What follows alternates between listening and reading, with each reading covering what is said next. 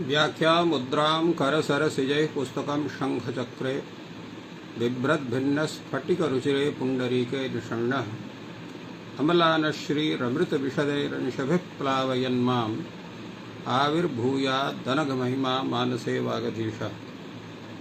कृष्णाय वासुदेवाय हरये परमात्मने प्रणतक्लेशनाशाय गोविन्दाय नमो नमः। संस्कृतशौर्यम् इति आमुखपटले सम्बद्धाः समेऽपि विद्वांसः समेऽपि जिज्ञासवः छात्राः सहृदयाः सज्जनाः एतस्य संस्कृतशौर्यमिति आमुखपटलस्य संस्थापकः प्रबन्धकश्च डॉक्टर राजकुमारः समेषां स्वागतं वर्तते तस्मिन् महाभाष्यव्याख्याने। मान्याः, साम्प्रतं महाभाष्यस्य चतुर्थाध्यायस्य प्रथमपादस्य प्रथमपादं यावत् व्याख्यानं भाष्यग्रन्थस्य सञ्जातम्। अद्य चतुर्थाध्यायस्य द्वितीयपादस्य व्याख्यानं प्रारभते। तत्र पूर्वं सूत्रमस्ति तेन रक्तं रागात्, अनन्तरं लाक्षारोचनात् ठक्, अनन्तरं नक्षत्रेण युक्तः कालः, अनन्तरं लुबविशेषे संज्ञायां श्रवणाश्वत्थाभ्यां दृष्टं सामो इति यावत् सूत्राणि अत्र व्याख्यायन्ते। पूर्वं काशिकादृष्ट्या, अनन्तरं महाभाष्यदृष्ट्या।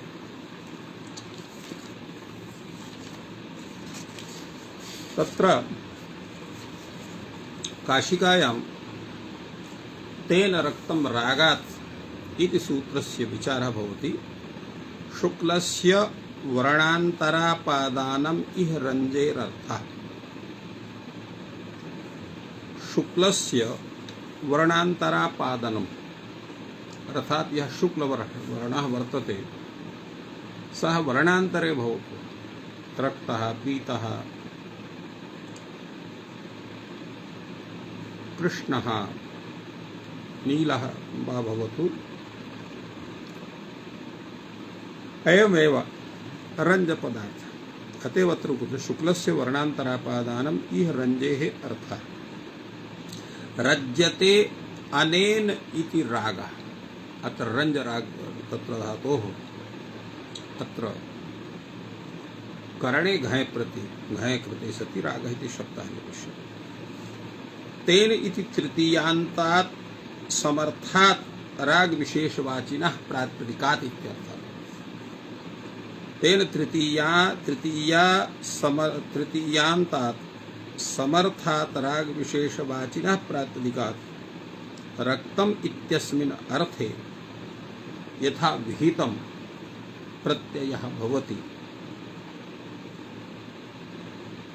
अत्र कषायेण रक्तं वस्त्रं काषायं तत्र अण् प्रत्ययः तेन काषायं कृतं। एवं मञ्जिष्ठेन रक्तं वस्त्रं माञ्जिष्ठं, कुसुम्भेन रक्तं वस्त्रं कौसुम्भम्। एवं एतानि उदाहरणानि एतत्सूत्रस्य प्रदत्तानि। रागादि इति किम्?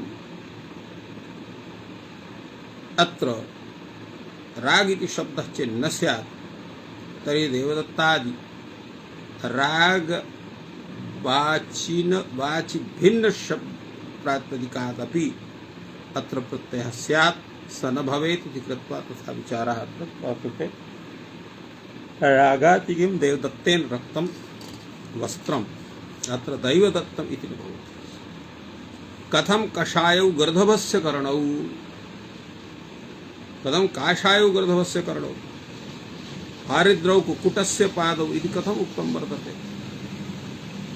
यतोहि तत्र तु स्वाभाविकं स्वरूपं वर्तते। तत्र तु एतं न भवितुमर्हति यत् कषायेण रक्तौ गर्दभस्य कर्णौ काषायौ हरिद्रेण रक्तौ कुक्कुटस्य पादौ इति हारिद्रौ इति तो भवितुमर्हति। यतो हि तेषां स्वाभाविकतया तस्य रञ्जनं कथं न भवति, तत्र न भवति। तर्हि कथम् अत्र काषायौ गर्दभस्य कर्णौ हारिद्रौ कुक्कुटस्य पादौ इति विचारः कथं भवति इति प्रयोगः कथं जायते। अत्र भाष्ये तत्र समादधाति काशिकाकारः।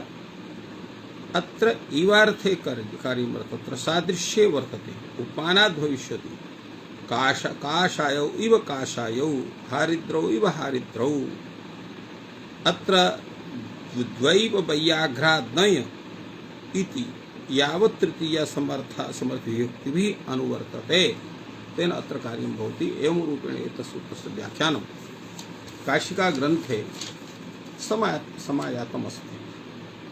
अत्र विषये भाष्यकारः अपि विचारयति रागात् इति किमर्थम्। अत्र सूत्रे रागात् इत्यस्य आवश्यकता वर्तते। केवलं तेन रक्तम् इत्येव सूत्रं स्यात्। प्रातिपदिकात् इत्यधि आरः वर्तते एव, तेन तृतीयान्तात् प्रातिपदिकात् रक्तम् इत्यर्थे अणादिप्रत्ययः भवन्ति इति सूत्रार्थः स्यात्। तदुचिते रागात् इति शब्दः स्यात्, यत्किञ्चिदपि प्रातिपदिकं गृहीतं स्यात् तेन देवदत्तेन रक्तं वस्त्रं दैवदत्तं वस्त्रम् इति स्यात्। तेन दैवदत्तं वस्त्रम् इत्यनेन देवदत्तेन रक्तम् इत्यर्थः न प्रतीयते। दैवदत्तं वस्त्रं देवदत्तस्य इदं दैवदत्तं वस्त्रम् इति प्रतीयते। अर्थात् तत्र स्वस्वामिभावः भवति। तत्र रञ्जक भावः नैव प्रतीयते।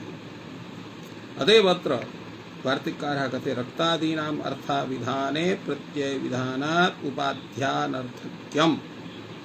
रक्तादीनाम् अर्थाभिधाने प्रत्ययविधौ प्रत्ययविधानात् उपाधिग्रहणम् अनर्थकम्। अर्थात् तत्र रक्तादीनाम् अर्थाभिधाने रक्तादीनाम् अर्थात् रंगवाचिनां शब्दानाम् अर्थाविधाने प्रत्ययविधानात् उपाधिग्रहणम् अत्र अनर्थकं भवति। उपाधिग्रहणं न भवति इत्यर्थः।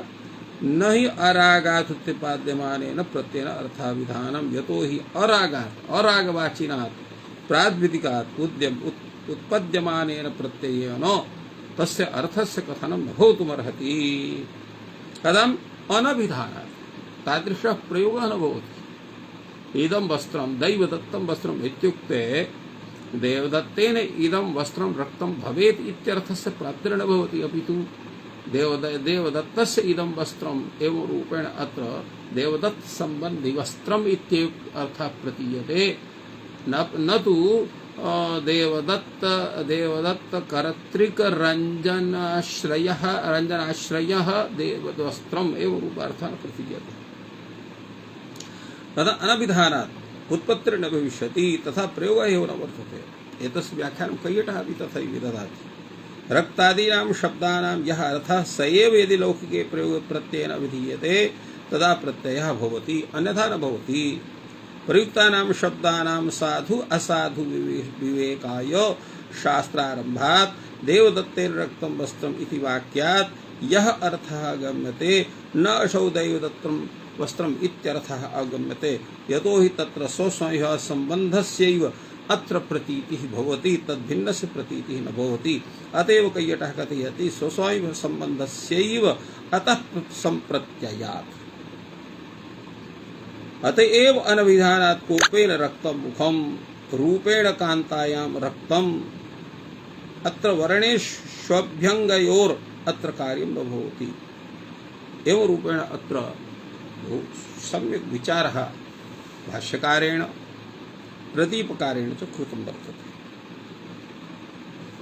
लाक्षारोचनाठक् इति अपरं सूत्रं वर्तते। एतस्य व्याख्यानविषये अत्र विचारयति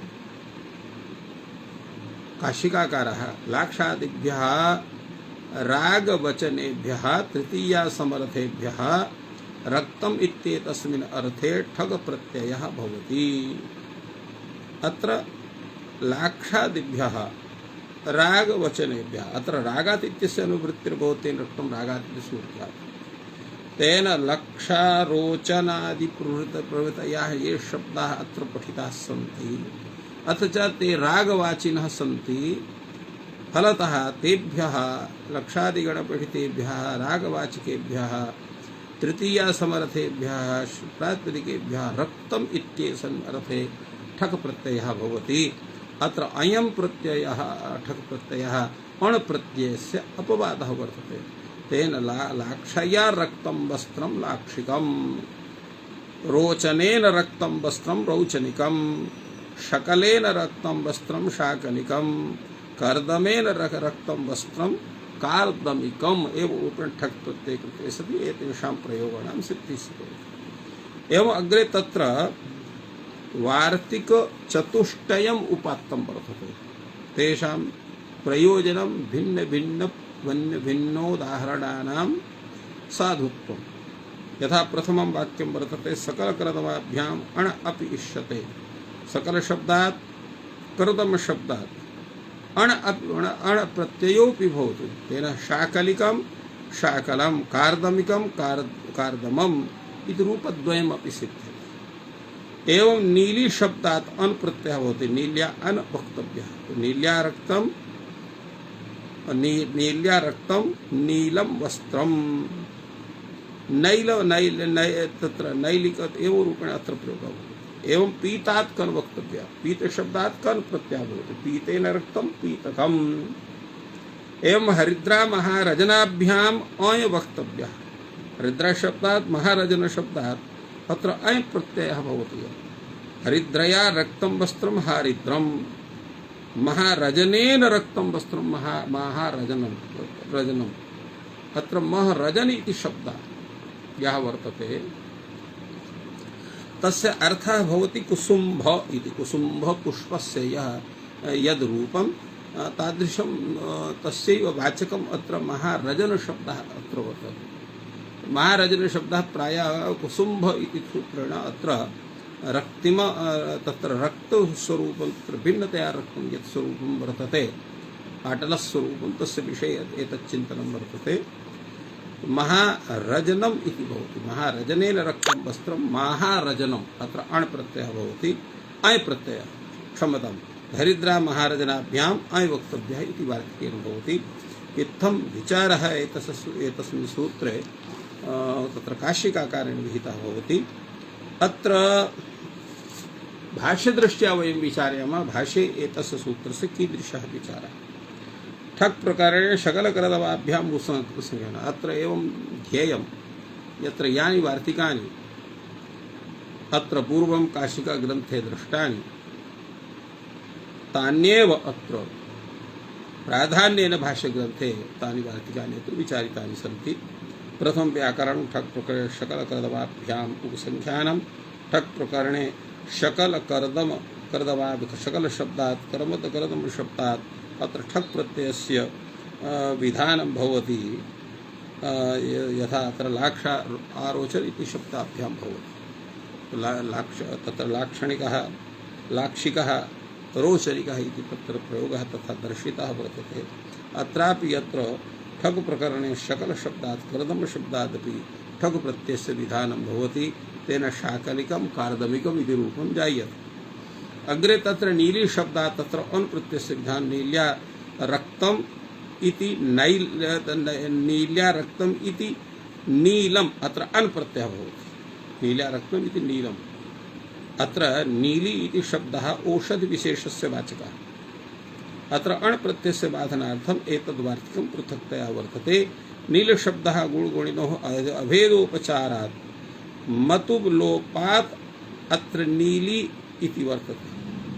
अत्र नीलं गुणं यस्याः सा नीली एवं रूपेण तत्र औषधि काचन वर्तते। तो नील्या रक्ते वस्त्रे अत्र नीलम् इति स्वरूपं सिद्ध्यति। एवं पीतात् कन् पीत शब्दात् अत्र कन् प्रत्ययः भवति। पीतेन रक्तम् इति अर्थे। तो पीतेन रक्तं पीतकम् अत्र कन् प्रत्ययः पीतकम् इति भवति। पीतक शब्दः अत्र प्रकृत्यन्तरं तस्मात् लुग् वक्तव्यः इत्यपि भवितुमर्हति। अर्थात् पीतक शब्दः अत्र पीत शब्दः भिन्नः, पीत शब्दः भिन्नः। तस्मात् अत्र यः प्रत्ययः अणादि प्रत्ययः ठक् प्रत्ययः वा भवतु तस्य लुग् भवति निपातना इत्यपि व्याख्यानम् अत्र वर्तते। पीत एव पीतमेव पीतकम् इति स्वार्थे कोन् प्रत्यये से पीतक इति शब्दः प्रकृत्यन्तरः भवितुम् अर्हति।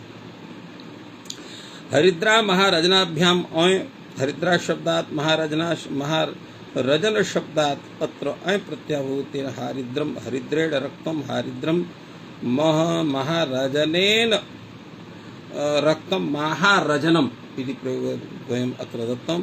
महारजन शब्दस्य कः अर्थः इति अस्माभिः पूर्वम् उक्तः एव। यत्र कुसुम्भः पुष्पस्य स्वरूपं यद्भवति तद् विषयः रागः अत्र गृह्यते। एवम् अत्र स्वरूपम् अत्र आगतं। तत्र उपमानात् अत्र रागात् इत्युच्यते तत्रेदन्व सिद्ध्यति। हारिद्रौ कुक्कुटस्य पादौ काषायो गर्दभस्य कर्णौ इति विषये एतादृशं चिन्तनं तत्र काशिका ग्रन्थेपि भाष्यानुसारेण समागतं वर्तते विवेचनं तत् अत्रापि तथैव समाधानं वर्तते। उपमानासिद्धं हरद्रौ इव हारिद्रौ इव हारिद्रौ काषायो इव काषायो रूपेण अत्र सादृश्यतया तत्र प्रयोगः वर्तते। तत्र तेन रक्तं रागात् इति सूत्रेण अथवा लक्षावचनः ठक् इति सूत्रेण तादृशः प्रयोगः नास्ति इति ध्येयम्। अग्रे तावत् सूत्रं वर्तते नक्षत्रेण युक्तः कालः। एतस्य सूत्रस्य व्याख्यानविषये अत्र कथयति काशिकाकारः तृतीया समर्थ विभक्तिः अनुवर्तते। अर्थात तेन रक्तं रागात् इति सूत्रेण अत्र तेन इत्यस्य अनुवर्तनं भवति। तेन नक्षत्रवाची यः शब्दः तो तेन नक्षत्रवाची वाचिना तृतीयान्तेन शब्देन युक्तः कालः इत्यर्थे अणादि प्रत्ययः भवति। अतएव अत्र अर्थः कथितः वर्तते तेन इत्यतीया सामर्थ्यात् नक्षत्र विशेषवाचिनः शब्दात् युक्तः कालः इत्येतस्मिन् अर्थे यथा विहितं प्रत्ययः भवति योऽस युक्तः कालश्चेत् स भवति। यः युक्तः सः कालः भवेत्, कश्चित् अन्यः न भवेत्। अत्र कालस्य ज्ञानं केन भवति एतद्विषये अत्र एका कारिका कथिता वर्तते पदमञ्जरी ग्रन्थे। आदित्य ग्रह नक्षत्र परिस्पंद मथापरे भिन्नमावृत्ति भेदेन कालम कालविदो विदुः। अर्थात आदित्यादि ग्रहाणां नक्षत्राणां यः परिस्पंदः तेन अपरे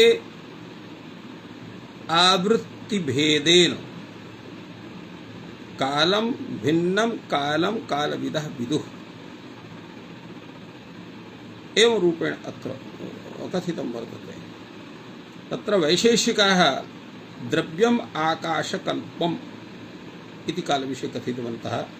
व्यापार व्यतिरेकेण कालमेके प्रचक्षते। व्यापार व्यतिरेकेण एके कालं प्रचक्षते। नित्यमेकं विहुद्रव्यं परिमाणं क्रियावताम् एवं रूपेण वैशेषिक ग्रन्थे कालशब्दस्य विषये समागतं वर्तते। तत्र अप्राप्ति पूर्विका प्राप्ति योगः काल विशेषावधारणार्थः ही लोके अत्र पौषादि शब्द प्रयोगः वर्तते। तो एवं तत्र विधः च अयं योगः काल विशेषावधारणे हेतुः भवति एवं रूपेण एतस्य विषये कथितमस्ति। अत्र प्रयोगः समागतः न तत्र पूर्वम् अपरूपी विचारः कश्चन आगतः। कथं पुनः नक्षत्रेण पुष्यादिनः कालः युज्यते। अत्र पुष्यादि नक्षत्रेण कालस्य योगः कथम् उच्यते एतस्य विषये ग्रन्थकारः वदति। पुष्यादि समीपस्थे चन्द्रमसि वर्तमानः पुष्यादि शब्दाः प्रत्ययम् उत्पादयन्ति। अर्थात पुष्यादि नक्षत्र समीपस्थे चन्द्रमसि वर्तमानाः पुष्यादि शब्दाः तादृशं कालयस्य ज्ञानं कारयन्ति यथा पुष्येण युक्तः कालः एवं तात्पर्यं पुष्य समीपस्थेन चंद्रमसा युक्तः कालः इति विग्रहत्र पुष्य शब्दात् यदा अण् प्रत्ययः भवति तदा पौषीरात्रिः इति प्रयोगः जाते अत्र यकारस्य रूपः भवति पौषम् अहः एवं अत्र प्रयोगः वर्तते एवं माघी रात्रिः माघम् अहः माघेन नक्षत्रेण युक्तः कालः इति माघी रात्रिः माघम् अहः नक्षत्रेण इति किम् नक्षत्रवाची शब्दः एव तत्र स्यात् कथम् इत्थम् उक्तं वर्तते यथा चन्द्रमसा युक्ता रात्रिः अत्र चन्द्रमः शब्दः ग्रहवाची वर्तते न तु नक्षत्रवाची अत्र अणादिप्रत्ययः न भवन्ति काल इति किम् कालस्य ग्रहणं कथं वर्तते तो पुष्येण युक्तः चन्द्रमाः अत्र कालः विवक्षितः नास्ति द्रव्यं विवक्षितः वर्तते द्रव्यम् अत्र चन्द्रमाः अतः अत्र प्रत्ययः न भवति एवं अत्र विचारः काशिकाग्रन्थे समागतः एतद्विषये तत्र भाष्यग्रन्थः किं विचारयति तावत् वदामः भाष्ये तावत् विचारितः भवति अयुक्तोऽयं निर्देशः अयं यः निर्देशः सः उचितः नास्ति योगो हि नाम स भवति ययोः सन्निकर्ष विप्रकर्षौ स्तः योगः सः भवितुमर्हति यत्र सन्निकर्षोऽपि स्यात् विप्रकर्षोऽपि स्यात् योग इत्यस्य किं तात्पर्यं योगः अप्राप्तिपूर्वका प्राप्तिः योगः यस्य प्राप्तिर्नास्ति यस्य कुत्राय प्राप्तिः तस्य प्राप्तिः यः भवति स योगः कथ्यते अप्राप्तिः अप्राप्तिपूर्विका प्राप्तिः योगः सः कालनक्षत्रयोर्नास्ति द्वयोरपि नित्यत्वात् तत्र कालनक्षत्रयोः सह योगः न भवितुमर्हति कथं कालोऽपि नित्यः नक्षत्रोऽपि नित्यः द्वयोरपि नित्यत्वात् न च चन्द्रमसैव योगः पुष्यादीनां नक्षत्रतः यदा अद्य पुष्यं नक्षत्रम् तस्य किं तात्पर्यं पुष्यं नक्षत्रम् अत्र वर्तते अर्थात् आज चंद्रमा पुष्य नक्षत्रेण युक्तः वर्तते अतएव अत्र पुष्य नक्षत्रः भवति तो एवं चंद्रमसैव योगः पुष्यादीनां नक्षत्रतः सर्वदा तेषां नक्षत्र व्यवहार दर्शनात् तदैव नक्षत्र व्यवहारः दृश्यते चंद्रमस योगात् अथापि संबंध मात्रं योगः अतः संबंध मात्रं योगः वर्तते सच नित्यानामपि प्रधान पुरुषवद अविरुद्धः अत्र यो संबंध रूपः यः योगः वर्तते सो नित्यानि वस्तूनि यानि सन्ति नित्याः ये पदार्थाः सन्ति तेषामपि प्रधान पुरुषवद अविरुद्धः वर्तते विरुद्धः न भवति नित्य विषये यद्यपि नित्येषु कालिका योगः इत्यनेन कालसम्बन्धः नित्य विषये न भवति तथापि अत्र उचितं कथं तत्र प्रधान पुरुषवद अविरुद्धः वर्तते नित्यानां सह सम्बन्धः तथापि काल विशेषावगमार्थः पौषादि शब्द प्रयोगः वर्तते एवं सति असत्यां काल विशेषावगतौ अत्र कार्यं न भवति एवं रूपेण अत्र विचारः जायते अग्रे तावत् वार्तिककारः वार्तिकम् उपस्थापयति अत्र नक्षत्रेण चन्द्रमसः योगात् तद्युक्तात् काले प्रत्यय विधानम् अर्थात नक्षत्रेण चन्द्रमसः योगात् नक्षत्रेण संबंधः कस्य भवति चन्द्रमसः तद्युक्तः कः भवति कालः तद्युक्तात् काले प्रत्यय विधानं भवति इति वाच्यम् इति कथनीयम् पुष्येण युक्तः पुष्ययुक्तः पुष्ययुक्तश्चन्द्रमा अस्मिन् काले अत्र अण् प्रत्यय कृते सति पौषम् अह पौषी रात्रिः इति प्रयोगः तत्र भवति तात्पर्यं किं जायते अर्थात नक्षत्र युक्त चंद्रवाचिनः काले अभिधेये अत्र तस्मात् प्रातिपदिकात् अत्र प्रत्ययः भवति। चंद्र नक्षत्रयोश्च अभिभूत्वात् अस्ति कदाचित् कः योगः, कदाचित् भवति योगः कदाचित् न भवति। यतो नक्षत्र चंद्रयोः अभिभूत्वं वर्तते, विभुत्वं नास्ति। कालस्तु नित्यः व्यापी च इति योगाभावः, कालः नित्यः वर्तते व्यापी च वर्तते, अतः योगतत्व संबंधाभावः तथा भवितुमर्हति। तत्रोत्तर पदलोपः, तत्रैव सति उत्तर पदलोपो वक्तव्यः। पुष्ययुक्तः शब्दात् ही प्रत्ययो भवति।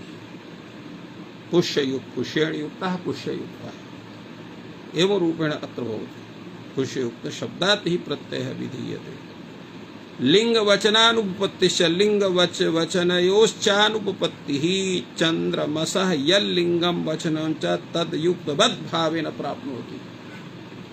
अत्र युक्तिवद्भावेन तस्यापि प्राप्तिः स्यात्, लिंगस्यापि वचनस्यापि प्राप्तिः स्यात्। एतद् विषये अत्र विचारयति कैयटः, कथयति मघायुक्त शब्दात् प्रत्यये क्रियमाणे तस्य च लुपि सति मघा इति स्त्रीत्व बहुत्वे च न सिद्ध्यता, तर्हि स्त्रीत्वं बहुत्वं न सिद्ध्यति। अत्र उच्यते। अग्रे तावत् वार्तिकं भवति। कालयोगात् सिद्धं, कालयोगात् सिद्धमेतत् अस्तु नक्षत्रेण युक्तः कालः इत्येव अत्र वक्तव्यम्। ननु चोक्तम् अयुक्तो अयं निर्देशः योगो हि नाम स भवति ययोः सन्निकर्ष विप्रकर्षौ स्तः, न च काल नक्षत्रयोः सन्निकर्ष विप्रकर्षौ स्तः नित्ये हि काल नक्षत्रे इति यः विचारः एव रूपः संजातः। अत्र एतस्मिन् विचार विषये अत्र भाष्यकारः समाधाति नैष दोषात्र कश्चन दोषः नास्ति। पुष्य समीपगते चंद्रमसि तत्र पुष्य शब्दस्य व्यवहारः दृश्यते। अद्र पुष्य नक्षत्रम् एवं तेन तत्संज्ञकेन कालः विशेष्यते। तेन तत्संज्ञकेन पुष्य संज्ञकेन अत्र कालः विशेष्यते, अर्थात् पुष्य संज्ञकः कालः पुष्येन युक्तः कालः वर्तते। एवं रूपेण तत्र व्यवहारः जायते। अग्रे तावत् भाष्यकारः प्रतिज्ञा तथा च संप्रत्ययः एवं च कृत्वा लोके संप्रत्ययः भवति, ज्ञानं भवति। पुष्य समीपगते चंद्रमसि वक्तारः कथयन्ति, वक्तारः भवन्ति पुष्येण अद्य मघाभि अद्य तत्र कालः युक्तः वर्तते। एवं अत्र व्यवहारस्य तादृशसत्वात् नक्षत्रेण युक्तः कालः इति सूत्रेण तस्मात् नक्षत्रवाचिनः शब्दात् युक्तः कालः इत्यर्थे अत्र अणादिप्रत्ययः यथा प्राप्तः भवन्ति इत्यर्थः। अग्रे तावत् सूत्रं वर्तते लुब विशेष। लुब विशेष इति सूत्र विषये अत्र काशिकाकारः वदति यत् पूर्वेण विहितस्य प्रत्ययस्य लुब् भवति अविशेष। पूर्वेण नक्षत्रेण युक्तः कालः इति सूत्रेण विहितः यः प्रत्ययः तस्य लुब् भवति कदा अविशेष, तत्र कश्चन विशेषे विद्यमाने एवं नास्ति, अविशेषे। न चेत् नक्षत्रयुक्तस्य कालस्य रात्र्यादि विशेषः अविधीयते। अत्र नक्षत्रयुक्तस्य कालस्य रात्रादि विशेषः न अविधीयते। यावान् कालः नक्षत्रेण युज्यते अहोरात्रः तस्य अविशेषे लुब् भवति। यावान् कालः नक्षत्रेण युज्यते अर्थात् नक्षत्रेण संबध्यते तादृशः अहोरात्रकालः। अहोरात्रकालः दिवस रात्रि कालः अहोरात्रः तस्य अविशेषे, तस्य अविशेषे तत्र सामान्येन कथिते लुब् भवति, नक्षत्रस्य लुब् भवति। अद्य पुष्यः इत्येव तत्र प्रयोगः जायते, अद्य कृत्तिकाः एवं प्रयोगः भवति। अविशेष इति किम्? अविशेष इति कथम् उच्यते? पौषी रात्रिः पौषम् अत्र तु विशेषः अत्र अविशेषः वर्तते। अतः अविशेषस्य कथनात् अत्र पौषीरात्रिः पौषमः इत्यत्र न दोषः। अत्रापि अहन शब्दात् अत्र अहः इति भवति। क्षम्यतां, तत्र पौषीरात्रिः अत्र ङीपिशति पौषीरात्रिः पौषमः इति जायते। इत्थम् एतत्सूत्रस्य विषये अत्र विचारः सञ्जातः। अग्रे अत्र उच्यते यत् इह कस्मान्न भवति पौषीरात्रिः पौषम् अहः। अत्रापि भवतु नाम लुपस्य लुप् स्यात्, पुष्यः इत्येव स्यात्, पुष्या रात्रिः पुष्यम् अहः इति स्वरूपं स्यात्। उच्यते अविशेषे इत्युच्यते। अविशेषे तथा विशेषे न भवति। विशेषश्चात्र गम्यते। विशेष अत्र किं गम्यते? रात्रिः इत्युच्यते। अयुक्ते अनर्हेति गम्यते, अर्थात अयुक्ते अनर्ह इत्यस्य प्रयोग अर्ह इत्यस्य प्रयोग न भवति। तत्र अहः इत्युक्ते रात्रिर्नो इति गम्यते। अहः इति कथने तत्र रात्रिर्नो इत्युच्यते। इहापि तर्हि न प्राप्नोति अद्य पुष्यः, अत्र तु न भवितुमर्हति। कथम्? अत्रापि हि विशेषः गम्यते। अद्य इत्युक्ते न ह्यो न श्वः इति स्वरूपम् अत्र प्रतिपादितम्। इहापि तर्हि न प्राप्नोति अद्य पुष्यः, अत्रापि हि विशेषो गम्यते। अद्य इत्युक्ते न ह्यो न श्वः, अर्थात तत्र व्यतीत दिनेपि नावत् आगामिनि दिने भविष्यति अद्यापि नास्ति इति एतनेन तथा स्वरूपं ज्ञायते। यद्यपि अत्र विशेषः गम्यते, अविशेषोऽपि तत्र गम्यते। अद्य इत्युक्ते न ज्ञायते रात्रौ। अद्य इत्युक्ते तत्र व्यतीतायाः रात्रेः 12 वादनानन्तरम् आगामिन्याः रात्रेः 12 वादनात् प्राक् यावान् कालः सः कालः अद्य इति पदेन उच्यते। तो अद्य इत्युक्ते न ज्ञायते अत्र दिवा रात्रि वा, उभयोः तत्र सत्त्वात्। यतो अविशेषः तदाश्रयः लुक् भविष्यति, यः अविशेषः वर्तते। तो अविशेष इत्युक्ते सामान्येन, अविशेषः नाम सामान्यः। तो सामान्येन यत्र कथ्यते तदाश्रयः अत्र लुक् भवति। उच्यते इहापि तर्हि यद्यपि विशेषः गम्यते अविशेषोऽपि तु गम्यते। यद्यपि विशेषः गम्यते किन्तु अविशेषः अपि तत्र गम्यते। तो रात्रिः इत्युक्ते न ज्ञायते कदा इति। रात्रिः इत्युक्ते तथा स्वरूपं स्यादेव। रात्रि इत्युक्ते न ज्ञायते कदा, रात्रि इत्युक्ते तथा न ज्ञायते। दिवा इत्युक्ते न ज्ञायते कदा इति। यदा तु अविशेषः तदाश्रयः अत्र लुप् प्राप्नोति। अग्रे तावत् तस्मिन् विषये भाष्यकारः समादधाति। एवं तर्हि नक्षत्रेण युक्तः कालः इति अनुवर्तते। नक्षत्रेण युक्तस्य कालस्य अविशेष, नक्षत्रेण युक्तस्य कालस्य अविशेषे अत्र लुप् भवति। कः पुनः कालः नक्षत्रेण युज्यते? अहोरात्रः, अहोरात्र सम्बन्धी अत्र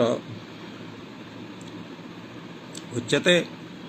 नक्षत्रेण युक्तस्य कालस्य अविशेषे कः पुनः कालो नक्षत्रेण युज्यते? अहोरात्रकालः। अहोरात्रकालः नक्षत्रपदेन गृह्यते। एवं रूपेण एतत् सूत्रस्य व्याख्यानं भाष्यग्रन्थे कृतं वर्तते। अग्रे सूत्रमस्ति संज्ञायां श्रवणाश्वात्थाभ्याम् इति अत्र सूत्रं वर्तते। अर्थात् संज्ञा विषये या श्रवण शब्दः अश्वत्थ शब्दः वर्तते ताभ्यां शब्दाभ्याम् अत्र युक्तः इति विषये अत्र अण् प्रत्ययः भवति। तेन इह कस्मान् अत्र एवं अत्र विचारः भवति। यत्र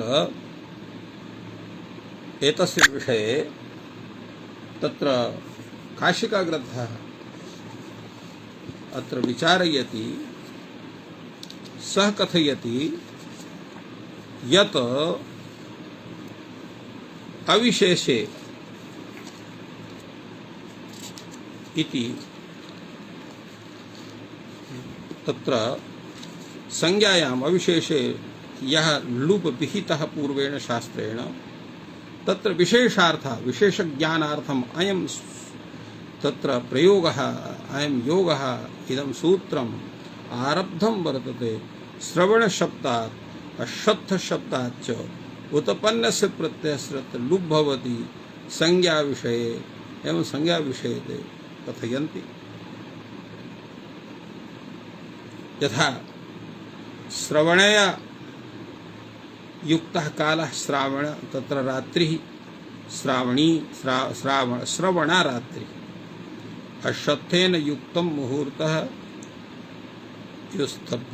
तत्र एवं अत्र भवति यत् अश्वत्थेन युक्तः मुहूर्तः आश्वत्थ इति भवति, किन्तु तत्र लु विशेषितेन लुपि सति अत्र अश्वत्थो मुहूर्तः इति भवति।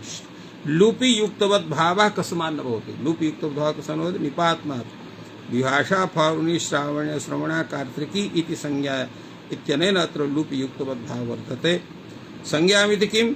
श्रावणी आश्वत्थी रात्रिः अत्र संज्ञायां नास्ति। एवं रूपेण अत्र विचारः जायते।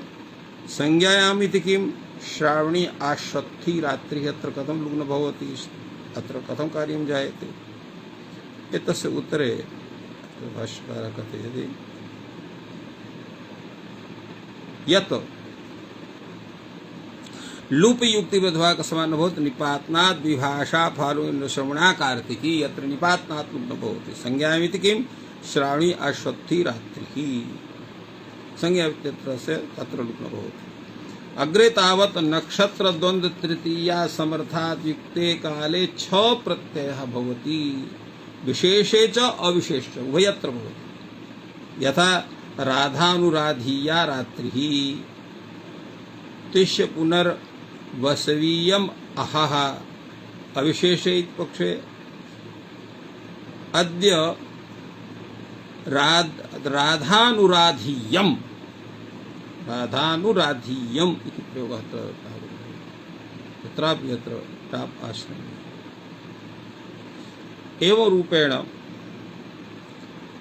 एतस्य स्वरूपस्य यथा राधानुराधीया तिष्य पुनर्वसीयम् अहा अविशेषे अत्र राधानुराघवीयम् अथ तिष्य पुनर्वसीयम् एवं रूपेण तत्र एते विचारः अत्र एतस्मिन् सूत्रे काशिकाकारेण विहिताः सन्ति।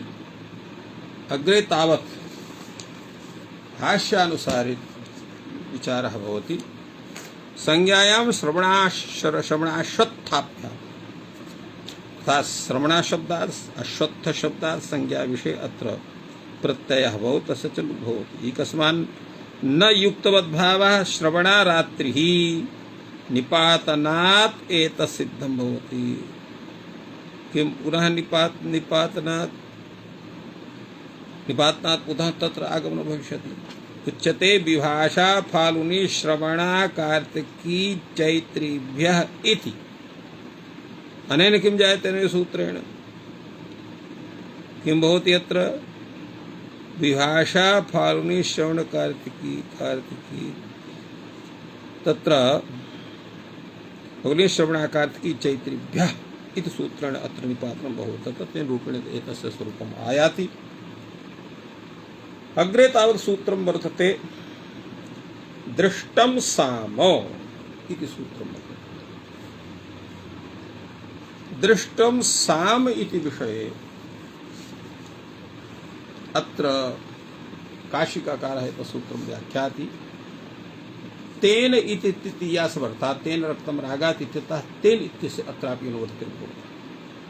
तेन दृष्टं साम इत्येतस्मिन् अर्थे यथा विहितं प्रत्ययः भवति। यथा विहितम् अर्थात् तर्कशास्त्रेण यादृशं स्वरूपं स्थापितं तद्दृष्ट्या वदामि यत् तेन तृतीया समर्थात् इति स्वरूपं जायते। विधिना अत्र दृष्ट तृतेन तृतीयान्तात् समर्थात् दृष्टम् इत्यस्मिन् अर्थे यथा विहितं प्रत्ययो भवति यद् दृष्टं साम चेत् तत् भवति। यद् दृष्टं साम चेत् भवति। यथा कृञ्चेन दृष्टं क्रौञ्चं साम, वसिष्ठेन दृष्टं वासिष्ठं साम, विश्वामित्रेण दृष्टं वैश्वामित्रं साम एवं रूपेण अत्र विचारः भवति। अत्र भाष्य दृष्ट्या वयं विचारयामः दृष्टं साम इति सूत्रं कीदृशः विचारः अत्र प्रवर्तितः अस्ति। अत्र कार्तिककारः कथयति दृष्टं साम कलेर ढक्। दृष्टं साम इत्यत्र कलेर ढक् इति ढक् प्रत्ययः भवति। कलिना दृष्टं साम कालेयं साम गीयते एवं रूपेण अत्र विचारः जायते। कालेयमिति एतस्य उत्तर विषये कथयति सर्वत्राग्निकलिभ्यां ढक्। सर्वत्र अर्थात् सर्वेषु स्थलेषु अग्निशब्दात् कलिशब्दात् ढक् प्रत्ययः भवति। यदा अत्र अग्निना दृष्टं साम आग्नेयम्, अग्नौ भवम् आग्नेयम्, अग्नेः आगतम् आग्नेयम्, अग्नेः स्वम आग्नेयम्, अग्निर्देवता अस्य इति आग्नेयः। कपिला क्षम्यतां तत्र कलिना दृष्टं कालेयम्, कलौ भवं कालेयम्, कुलेरागतं कालेयम्, कलेः स्वं कालेयम्, कलिर्देवता अस्य इति कालेयः एवं रूपेण अत्र कलि शब्दात् सर्वत्र अर्थात् सर्वेषु अर्थेषु सर्वविषये अग्निशब्दात् कलि शब्दात् तत्र ढग प्रत्यय कृते सति एताः प्रयोगाः अत्र भगवता भाष्यकारेण दर्शिताः सन्ति। अग्रे तावत् एकं वार्तिकं वर्तते, श्लोकवार्तिकं। दृष्टे सामनि जाते चाप्यण डिद्भिर्वा विधीयते इति तत्र अर्धांशः श्लोकस्य। दृष्टे सामनि जाते अत्र सकारात् अण प्रत्ययः, अण प्रत्ययेन कर्म कार्यं भविष्यति। एवमेव अत्र अग्रे भी विचारः भवति। कः विचारः सः? दृष्टे सामनि जाते चापि अण् डिद्भिर्विवा। यथा अत्र उपनशा दृष्टं साम औपनशम्, औपनशं न भवति, औपनम् इति भवति। घटेर् लोपः जायते। एवं अग्रे तावत् उच्यते उसनसा दृष्टं साम औषनसम्। अत्रापि अण प्रत्ययः। औषनसम् औषनम् कार्यद्वयम् अत्र कृतं भवेत्। अग्रे तावत् उच्यते यत् एतद्विषये दृष्टे सामनि जाते चाप्यण डिद्भिर्वा विधीयते। अर्थात दृष्टे सामनि जाते च पि अण प्रत्ययः भवति डिद् विधौ अर्थात डित् अपि भवति। तेन उष्णसा दृष्टं साम औषणसम्। एवं शत भिषजि जातः शातभिषजः शातभिष इति प्रवृत्तिः भवितुमर्हेत् इति धिया अत्र विचारः समागतः। अत्र कैयटः कथयति जाते अर्थे यः द्विः अण् विधीयते पूर्वं विहितः बाधकेन निवर्तितः पुनः विधीयते स वा डिद् भवति स एव डित् अत्र स्यात्। ततो जाते अर्थे प्राग्दिव्यतो अण् इति अण् विहितः कालाठ्ठञ् इति उष्णं बाधितः पुनः संधिवेला इत्यादि सूत्रेण अत्र विधीयते। संधिवेला द्वितक्षेत्रेभ्यो अण् इति सूत्रेण। अग्रे तावत् वार्तिकं वर्तते तीयादीकक्। तीयात् ईकक् प्रत्ययः भवति। यथा द्वितीयः द्वितीयस्तत्र द्वितीय शब्दः अत्र द्वैती द्वैतीयः ईकः तार्तीयकः अत्र विषये उच्यते तीयात् ईकवत् द्वितीयकः तार्तीयकः एव रूपेण एतस्य प्रयोगः भवन्ति। अत्र अर्थानिर्देशः स्वार्थ एव अत्र व्यवस्थितः भवति। अग्रे तावत् ग्रन्थः वर्तते न विद्यायाः न भवतीति वक्तव्यम्। द्वितीया विद्या तृतीया विद्या रूपेण व्यवहारः न भवति, अतः अत्र कार्यं न स्यात्। अग्रे कथ्यते गोत्रादङ्कवदिष्यते, गोत्रे अंकवत् तथा उपगोह पत्यम औपगवम कपटो भवम कापटवम दृष्टे साम्राज्याते चापि अणविधिर न विधि। अग्रे तावत् उच्यते यत् गोत्रादङ्कवत् इष्यते औपगवकम कापटवम। अग्रे तावत् उच्यते एवं रूपेण विद्यायाः न भवति, अर्थात् द्वितीया विद्या तृतीया विद्या इत्येव जायते, तत्र अण् प्रत्ययः कश्चन प्रत्ययः न भवति। गोत्रात् अंकवत् इष्यते, गोत्रवाचिकः शब्दः अंकवत् तत्र कार्यं भवति, अर्थात् यथा अंके गोत्र प्रत्ययान्तात् प्रत्ययः एवं दृष्टेऽपि सामयिक तथा भवति। गोत्रवदङ्क्य तत्र गोत्रे तत्र दृष्टे सामनि जाते, तो दृष्टे सामनि जाते अत्र कार्यं भवति। चापेण डिद् विधौ विधीयते, अत्र चा अण विषये तत्र कार्यं जातं वर्तते, एवं ङित् प्रत्यय विषये तत्र कार्यं संजातं वर्तते। तीयादिकं तीय शब्दात् तत्र ईकः प्रत्ययः तस्य स्वरूपं भवति। एवं एते प्रयोगाः अत्र दर्शिताः सन्ति। आहत्य सम्पूर्णं श्लोकवार्तिकं भवति। दृष्टे सामनि जाते चाप्यण गिद् विधिर् वा विधीयते दृष्टं साम इति जातम्। इत्थम् अत्र एतस्य सूत्रस्य विषये भाष्यदृष्ट्या विचारः कृतः वर्तते। अत्रैव विरम्यते। सर्वेभ्यो नमः।